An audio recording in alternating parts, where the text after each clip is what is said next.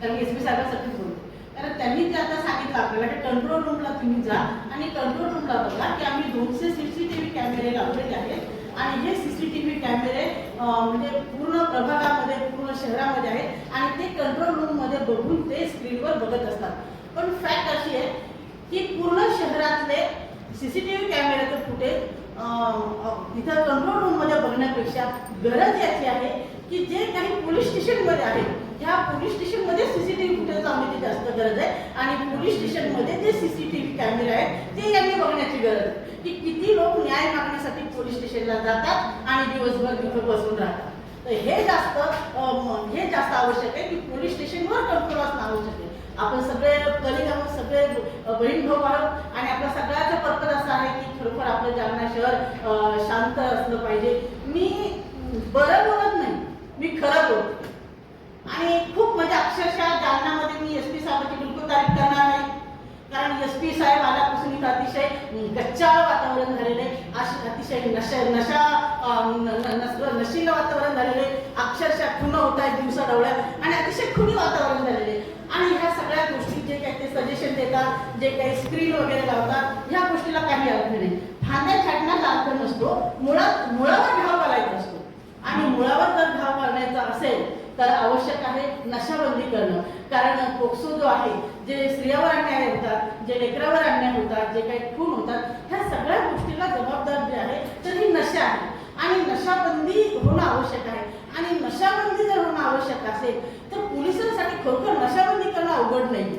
पोलिसांनी मनावर घ्यायला प्रत्येक नगरसेवकांना वाटतं आमच्याकडे शांतता असावी, तर प्रत्येक नगरसेवका जर डोळसपणे राहिला तर प्रत्येकांना माहिती आहे की आपल्या एरियामध्ये आपल्या प्रभागामध्ये कुठे कुठे नशा केल्या जाते, कोण कोण बटनची नशा करतं. हे मुलं उचला ना, हे यांना सापडत नाही की बाबा बटन कोण विकतं नेमकं आणि विठून वितरित कुठे केलं जातं. हे जर नशा करणारी मुलं माझ्यासारखी, मी लेडीज असेल ठीक आहे, मी ॲडव्होकेट आहे, सोशल वर्कर आहे, माझ्यासारखीला सुद्धा इझिली सापडतात ही नशा करणारे मुलं. हे मुलं जर उचलले, चांगले बदलले ना, बरोबर सांगतात की हे ह्या गोळ्या कुठून खरेदी करतात. ह्या प्रकारे नशा मुळात कुठं विकत भेटते ह्यावर कंट्रोल करा. दारू विक्री बंद कधी होईल? दारू मिळाली नाही तर दारू सुटेल. नशेचं सामानच मिळाले नाही, यांना बटनच मिळाले नाही तर नशा सुटेल.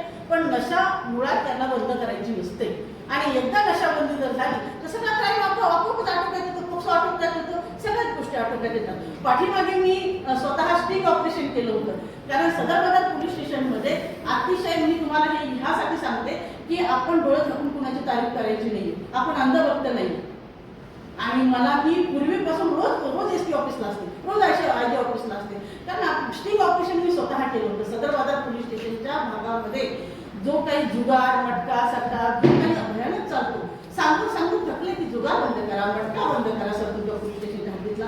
तर आपले जे PI आहेत सदर बाजारच्या बाजूने होतच नाही, माझ्याकडे मटका वगैरे जुगार होतच नाही. तर त्याच्यानंतर मी स्वतः तिथं स्टिंग ऑपरेशन केलं, कॅमेरा लावला, कॅमेरा लावून तिथं जाऊन जिथं जुगार अड्डे चालतात तिथं जाऊन अक्षरशः ते स्टिंग ऑपरेशन करून त्यांना दाखवून दिलं की हा सूर्य आणि हा जैन, हे असे जुगार अड्डे चालतात, हे नक्कीच थांबवायला पाहिजे. परंतु प्रश्न कसा होता, जुगार अड्डे करून घ्या लोकांना. कसं आहे, माझं डोळे बंद करून दूध पितं, माझं नाव कुणाला दिसत नाही, पण ते सगळ्यांना दिसत असतं.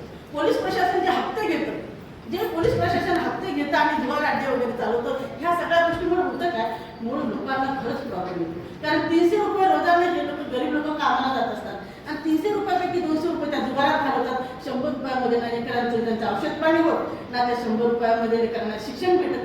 त्यामुळे सर्वप्रथम जुगार अड्डे बंद होणं आवश्यक आहे, ह्या नशा बंद होणं आवश्यक आहे आणि पोलीस स्टेशनमध्ये CCTV कॅमेरे लावणं ते आवश्यक आहे. बाबा सामान्य ठिकाणी नका, सामान्य ठिकाणचं आम्ही पाहून घेतो, तुम्ही फक्त तुमचे पोलीस स्टेशन जे आहे, पोलीस स्टेशनच एसपी ऑफिसला सांभाळले तरी सुद्धा खूप काही कंट्रोल होऊ शकतं. आणि आता सगळ्यांच्या बोलण्यामध्ये एक सूर असा होता की बाबा तुमच्यावर विश्वास आहे, तुमचं लोक ऐकतात, आमचं लोक ऐकत नाही. म्हणजे पोलीस प्रशासन स्वतः मान्य करतं की तुमचं लोक ऐकत नाही, कारण तुमची वर्दी ही गाजवण्यासाठी नाही, ही म्हणजे अक्षरशः ही फक्त कमाईचं साधन बनलेली आहे.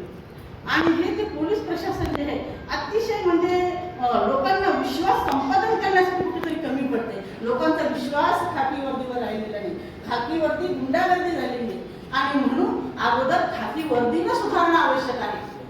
खाकी वर्दीला सुधारण्यासाठी